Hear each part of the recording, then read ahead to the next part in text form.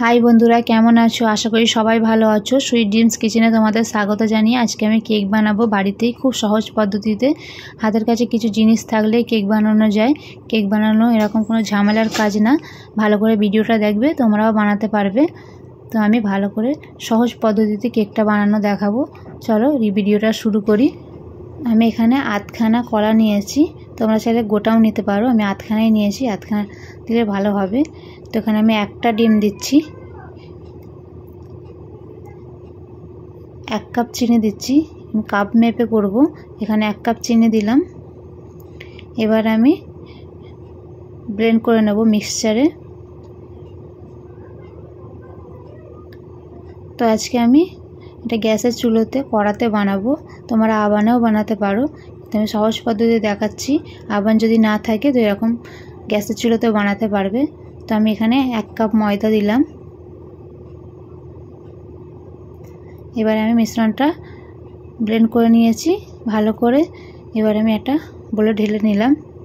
তো আমি আবারও 1 কাপ ময়দা দিচ্ছি। ময়দাটা ভালো করে আমি চেলে নিচ্ছি। তো এর আগেও আমি 1 কাপ দিয়েছিলাম, ওটাও চেলেই দিয়েছিলাম। এবার আমি আধ কাপ আটা দেবো। আটাটা দিলে একটু কিন্তু বেশি ভালো হবে। তোমরা যদি আটা না দাও তাহলে স্কিপ করতে পারো, ময়দা দিতে পারো বা সুজিও অ্যাড করতে পারো, কিন্তু সুজিটা একটু মিক্সচারে ব্লেন্ড করে নেবে। এবার আমি এখানে আধ কাপ দুধ দিলাম, লিকুইড দুধ গরুর।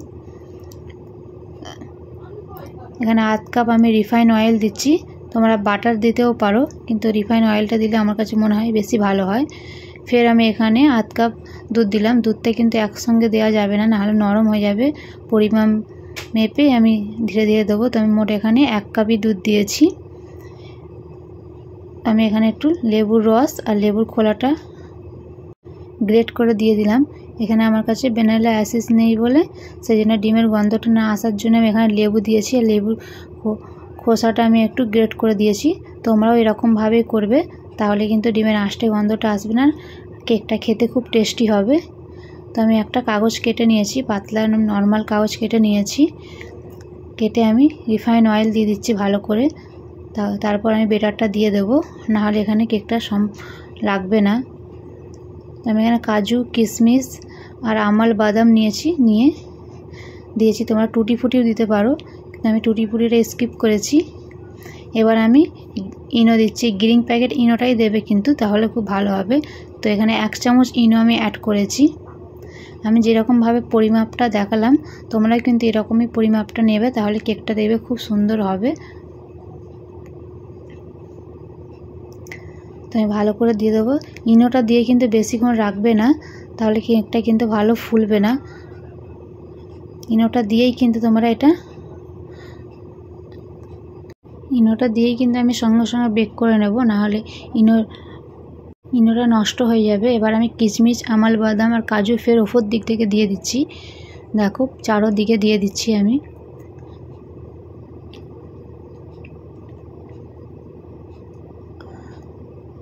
তো তোমরাও এরকমভাবে একবার বাড়িতে তৈরি করবে, খুব ভালো লাগে আর খুব ভালো তৈরি হবে। তো তোমরা এরকমভাবে কেক তৈরি করে বাচ্চাদের টিফিনেও দিতে পারো, আর সন্ধ্যে সকালে চায়ের সাথে খেতে পারো। চা, কফির সাথেও খুব ভালো লাগে। আমি এখানে একটা কড়া বসিয়ে দিয়েছি। তো এখানে আমি নুন দিয়েছি। নুনটা কিন্তু আমি 2 বা 3 বার ইউজ করে নিয়েছি। বেক করার জন্যই আমি নুনটাকে ইউজ করি, সেই জন্যই নুনটা ব্রাউন কালার লাগছে। তো একটা স্টিম বসিয়ে দিলাম। তো আমি কড়াতে নুন দিয়ে স্টিমটা 10 মিনিট গরম করে নিয়েছিলাম। 10 মিনিট পরেই আমি কিন্তু এটা কেকের বেটারটা দিয়েছি। তোমরা ওরকমভাবেই দেবে। দিয়ে ঢাকা চাপা দিয়ে এখানে 40 মিনিট বেক করে নেবে। 40 মিনিট পর আমি ঢাকা খুলে একটা কাঠির সাহায্যে দেখে নিলাম। কাঠিটা যদি ভিজে থাকে তাহলে এখনও বাকি আছে, নাহলে কেকটা হয়ে গেছে। তো আমার কেকটা হয়ে গিয়েছে, কাঠিটা আমার পুরো শুকনো। এবার আমি নামিয়ে নিয়েছি। এবার চারদিকে এরকমভাবে ছুরির সাহায্যে কেটে নেব, তাহলে কেকটা বেরোবে। তো আমার বেরোচ্ছিল না বলে আমি আরেকবারও করছি। এখানে রিফাইন অয়েলটা দেওয়া এই জন্যই, কেকটা বেরিয়ে যাবে তাড়াতাড়ি। দেখো, কেকটা এবার ছেড়ে গিয়েছে। তো আমি ভালো করে এরকম তুলে নেব। দেখো, ব্রাউন কালার হয়ে গিয়েছে। গ্যাসের ফ্লেমটা কিন্তু আস্তেই রাখলে ব্রাউন কালার হবে, নয়তো পুড়ে যাবে। আর এটা আবানে বেক করলে ওপর দিকটাও কিন্তু ব্রাউন কালার হয়ে যেত। যেহেতু আমরা চুলোই করেছি বলে খালি নিচেরটাই ব্রাউন হয়েছে। কিশমিশগুলো দেখো কত সুন্দর দেখা যাচ্ছে। তো আমি এবার দেখাচ্ছি কেটে কতটা নরম আর সফট হয়েছে কেকটা। দেখো কতটা নরম আর সফট হয়েছে। তো আমি কেটে ভালো করে দেখাচ্ছি কত সুন্দর হয়েছে কেকটা। তোমরা কিন্তু এরকমভাবে একই প্রসেসে তৈরি করবে, তাহলে দেখবে খুব সুন্দর আমার মতনই কেকটা তৈরি হবে যেরকম আমি তৈরি করেছি। তো বাদাম আমলগুলো কিশমিশগুলো কী সুন্দর দেখা যাচ্ছে দেখো, একদম সফট নরম হয়েছে। তো রেসিপিটা ভালো লাগলে অবশ্যই ফলো করে সাবস্ক্রাইব করবে আমাকে, পাশে থাকা বেল আইকনটা প্রেস করে রাখবে, তাহলে আমার ভিডিও নতুন নতুন তোমরা দেখতে পাবে সবার আগে। ভিডিওটা ভালো লাগলে অবশ্যই একটা শেয়ার দিয়ে দেবে। দেখো আমি দেখাচ্ছি একটা হাতে করে তুলে কতটা নরম আর সফট হয়েছে দেখো।